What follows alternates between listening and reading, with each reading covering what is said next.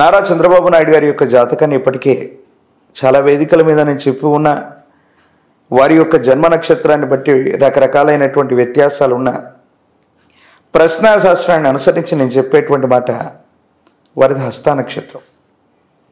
వారి జాతకంలో యోగదాయకమైన దశలు ఇవి ఇప్పుడు నడుస్తున్నాయి అనే కంటే ఇబ్బంది కలిగించే దశలు నడుస్తున్నాయి. 2 సంవత్సరాల పర్యంతం నుంచి నేను చెబుతున్నాను. న్యాయపరమైనటువంటి చిక్కులు, ఆరోగ్యపరమైన అంశాల్లో ఏర్పడ్డ ఇబ్బందులు, వీటన్నిటిని ముందుగానే మనం ప్రెడిక్ట్ చేసాం. యాజ్ ఇట్ ఈస్గా గత 2023 సంవత్సరం చివరి అంకెళ్ళలో వారు న్యాయపరమైనటువంటి చట్టపరమైన ఇబ్బందులు ఎదుర్కొన్నారు. ఆరోగ్యపరమైనటువంటి అంశాల ఇబ్బందులు కూడా వచ్చాయి. ఇలాంటి ఆరోగ్య సమస్యలు చంద్రబాబు నాయుడు గారు విదేశాలకు కూడా ఇలాంటి ఆరోగ్య సమస్యల వల్లనే వెళ్ళారు అనేది చాలా మంది టీడీపీ నాయకులు అంటూ ఉన్న మాట ఇంటర్నల్ గా వినిపిస్తోంది. ఇందులో వాస్తవం ఉందంటారా? మీకున్న ఇన్ఫర్మేషన్ ఏంటి? మీరు ఎందుకంటే ఆరోగ్యం గురించి మాట్లాడుతూ ఉన్నారు. That's why I'm asking. ఏ వ్యక్తి యొక్క జాతకంలోనైనా ఖచ్చితమైనటువంటి పుట్టిన సమయాన్ని లగ్నం అంటారు. లగ్నం నుండి ద్వితీయ సప్తమ స్థానాలు మారక కారకాలు. మారకం అంటే మరణం. ఎవరి జాతకంలోనైనా మన జాతకంలో సెకండ్ పొజిషన్లో ఉన్నటువంటి అంటే 2వ స్థానంలో ఉన్నటువంటి 7వ స్థానంలో ఉన్నటువంటి గ్రహాలు వాటి యొక్క దశలు అంతర్దశలు వచ్చినప్పుడు మరణ సమానమైన కష్టము లేదా ఆరోగ్యము లేదా ప్రమాదం జరుగుతాయి. వారి యొక్క జాతకంలో నేను పరిశీలించింది ఈ ద్వితీయ సప్తమ స్థానాల్లో ఒక స్థానంలో శని ఉన్నాడు సాటర్న్. అది సుమారు 2003-2004 సమయంలో అలిపిరి ఘాట్లో బాంబ్ బ్లాస్టింగ్ జరిగింది. ప్రాణం నిలిచింది, పదవి పోయింది. సరిగ్గా 10 సంవత్సరాల తర్వాత 2014లో వాళ్ళు అధికారంలోకి వచ్చారు. ఇప్పుడు మళ్ళీ అదే సప్తమ స్థానానికి సంబంధించినటువంటి గ్రహగతులు ఆయన జాతకంలో ఉన్నాయి. కేతు సంబంధమైనటువంటి స్థితి. కేతువు శరీరంలో ఉన్న నాడీ వ్యవస్థల మీద నియంత్రణ ఉంటుంది. రవికి సంబంధించినటువంటి స్థితి కంటి చూపు, చర్మ సంబంధమైనటువంటి విషయాల్లో ఇబ్బందులు వస్తాయి. కేతు సంబంధమైనటువంటి స్థితి శరీరానికి మొత్తం కూడా న్యూరాన్కు సంబంధించినటువంటి వ్యవస్థ మొత్తం కూడా మెదడుని మనం చెప్పుకుంటూ ఉంటాం. మస్తిష్కము, మెదడు లేదా శరీరానికి నాడీ వ్యవస్థకు సంబంధించిన ఆరోగ్యపరమైనటువంటి అంశాలు ఏవైనా వారిని ఇబ్బంది పెట్టచ్చు. అంటే నేను వారి యొక్క జాతకంలో ఉన్న ఇబ్బందిని చెప్తున్నాను తప్ప మాన్యశ్రీ మాజీ ముఖ్యమంత్రి వర్యులు చంద్రబాబు నాయుడు గారి యొక్క నేతృత్వంలో మన ఉభయ తెలుగు రాష్ట్రాల్లో చాలా అభివృద్ధికరమైనటువంటి పరిస్థితులు ఉన్నాయి. సైబరాబాద్ అంటే మనం చంద్రబాబు నాయుడు గారిని గుర్తు చేసుకుంటాం. కానీ నేను చెప్పబోయేటువంటి విషయం సంచలనం కోసం చెప్పట్లేదు. అటువంటి గొప్ప నేతను కాపాడుకునేటువంటి ప్రయత్నం కోసం నేను చెప్తున్నాను. 2027 లేదా 2028లో దీన్ని మించినటువంటి తీవ్రమైనటువంటి ఇబ్బందిని వారి జాతకంలో ఎదుర్కొనేటువంటి అవకాశం ఉంది. ఇది ఆరోగ్యపరమైనటువంటి అంశాల్లో తీవ్రమైనటువంటి సమస్యగా పరిగణించవచ్చు. అటువంటి చాలా క్లిష్టమైనటువంటి సందర్భం వారి యొక్క జాతకంలో రాబోతుంది. కాబట్టి కేతు సంబంధమైన లేదా తాంత్రిక విధానంలో గణపతికి సంబంధించిన విశేషవంతమైనటువంటి క్రతువులు కూడా ఇప్పటికీ కొన్నిటిని సోషల్ మీడియా ద్వారా కొంతమందికి నేను ఇప్పుడే వాటిని చెప్పి ఉన్నాను. మళ్ళీ మన వ్యవస్థ ద్వారా కూడా మన క్యూబ్ టీవీ నుంచి కూడా నేను వారికి చెప్తూ ఉన్నాను. వారి జాతకంలో కొన్ని ఇబ్బందికరమైన దశలు నడుస్తున్నాయి. ఇది వాస్తవం. కానీ జగన్మోహన్ రెడ్డి గారి యొక్క జాతకంలో ఈ పంచగ్రహ కూటమి వల్ల దేవగురు బృహస్పతి వ్యయంలో ఉన్నప్పటికీ కూడా మాయాకారకుడైనటువంటి రాహు మాత్రం యోగిస్తున్నాడు. There is a chance to again will Jagan. ఆయన రావటానికి ఒకే ఒక ప్రాధాన్యతగా ఈ రాహు సంబంధమైనటువంటి స్థితి ఉంది.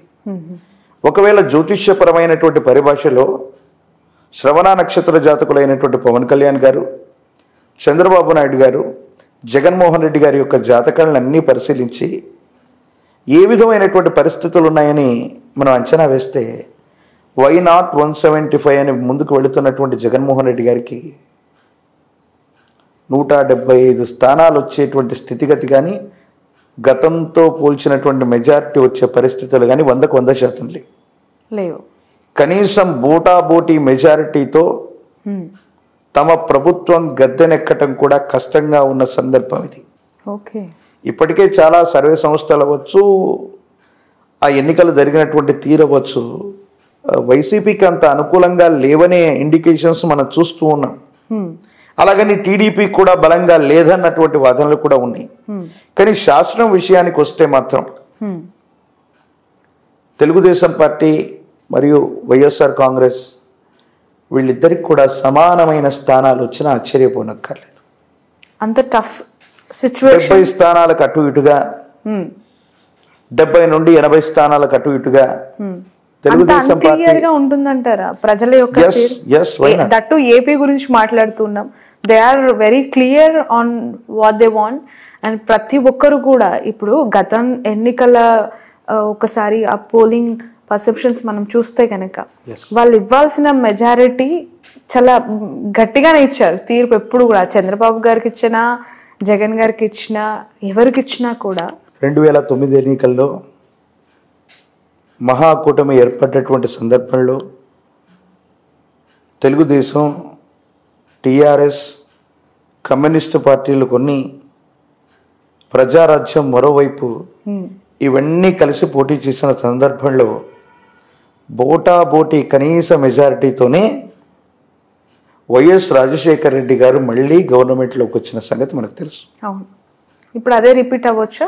అలాగని కాదు, కానీ తెలుగుదేశం మరియు వైసీపీకి సమానమైనటువంటి సీట్స్ వచ్చి బీజేపీ మరియు జనసేన వాళ్లతో మిత్రకూటమిగా ఉన్నప్పటికీ నేను చెప్తున్న అంశం ఏంటంటే మిత్రకూటమిగా ఉన్నటువంటి జనసేన మరియు బీజేపీకి ఓ 10-15 స్థానాలు వచ్చి వాళ్ళు కీలకమవటం, కేంద్రానికి సంబంధించినటువంటి పరిస్థితుల వల్ల ఈ కూటమిలో కూడా ఏవైనా ఇబ్బందులు ఏర్పడటం, అంటే మిత్రకూటమిగా ఉన్న వీళ్ళు కూడా విడిపడేటువంటి పరిస్థితులు రావటం, ఇది ఖచ్చితంగా జరుగుతుంది. ఎందుకంటే దీన్ని క్రోధినామ సంవత్సరంగా ఈ సంవత్సరానికి పేరు. అసలు క్రోధినామ సంవత్సరం అంటే అర్థం ఏంటంటే అన్యోన్యకరంగా ఉన్నటువంటి దంపతులు సైతం విడిపడేటువంటి అపోహల అపార్థాలు వచ్చే సంవత్సరం ఇది. Oh my God. ఇక రాజకీయ నాయకులకి ప్రతి చిన్న విషయానికి అనుమానాలు ఉంటాయి, అపోహలు ఉంటాయి, ఇబ్బందులు ఉంటాయి. నా ప్రిడిక్షన్ ప్రకారంగా వైఎస్ జగన్మోహన్ రెడ్డి గారు బోటాబోటీ మెజారిటీతో గెలవటానికి ఒక అవకాశం ఉంది.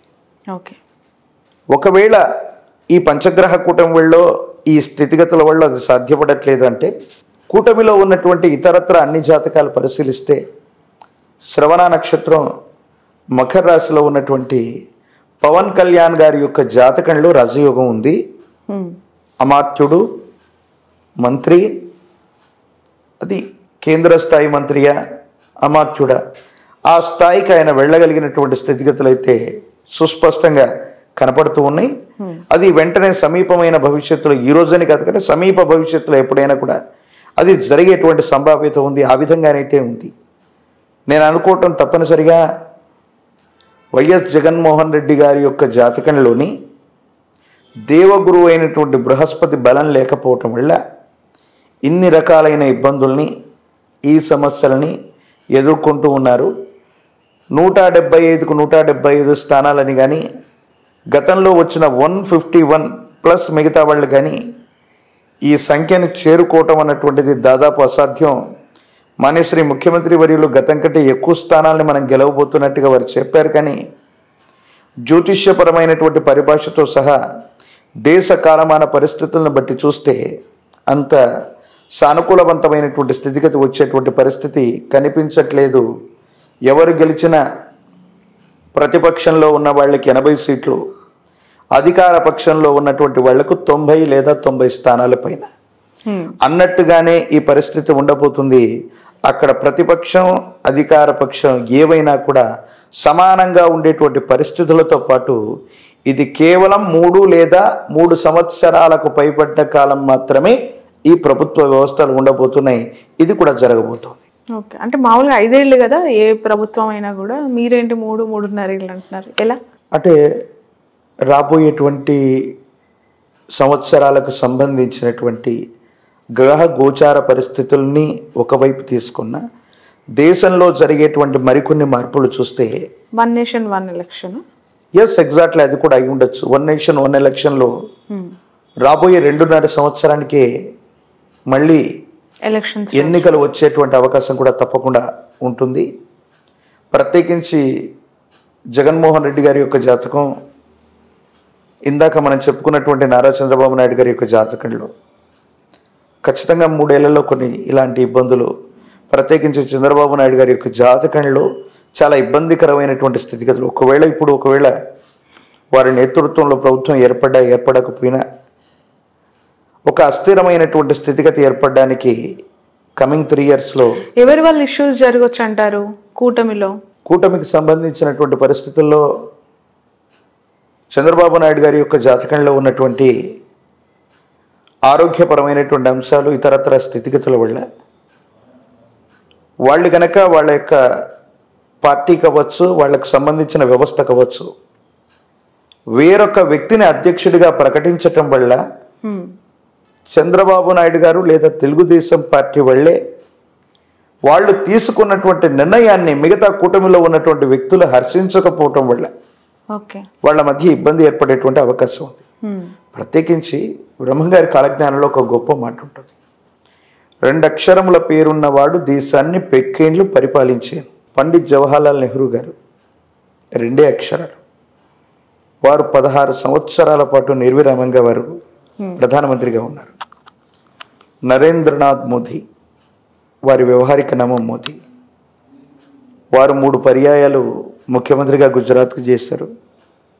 వరుసగా 2 పర్యాయాలు మళ్ళీ భారతదేశానికి ప్రధానమంత్రి చేశారు. ఆ లెక్క ప్రకారం అనురాధ నక్షత్రం వృశ్చిక రాశిలో అర్ధాష్టమ శని ప్రభావం ఉన్నప్పటికీ కూడా గురుదేవుల యొక్క కాలజ్ఞానాన్ని ప్రెడిక్ట్ చేస్తే మోదీ గారు సులభంగా అధికారంలోకి రాలేకపోయినా ఇలాంటి పార్టీలకు సంబంధించినటువంటి కూటమి చేత మళ్ళీ అధికారయుక్తమైనటువంటి స్థానంలో ఉండాలి. కాబట్టి ఏ ప్రాంతీయ పార్టీనైనా దూరం చేసుకునేటువంటి పరిస్థితి లేదు. కాబట్టి మోదీ గారి యొక్క నేతృత్వంలోని బీజేపీ లేదా వారి యొక్క మిత్రకూటమైనటువంటి జనసేన, గత ఇంటర్వ్యూలో మనం చెప్పుకున్నాం, వైసీపీ కూడా సపోర్ట్ చేసేటువంటి అవకాశాలు లేకపోలేదు. వారి ఎమ్మెల్యేలు కూడా సమీప భవిష్యత్తులో వైఎస్ఆర్ కాంగ్రెస్ పార్టీకి సపోర్ట్ చేసినా కూడా ఆశ్చర్యం లేదు. మొదటి ప్రాధాన్యతగా జగన్మోహన్ రెడ్డి గారు గెలవటానికి కొన్ని ప్రత్యేకమైన అవకాశాలు ఉన్నాయి.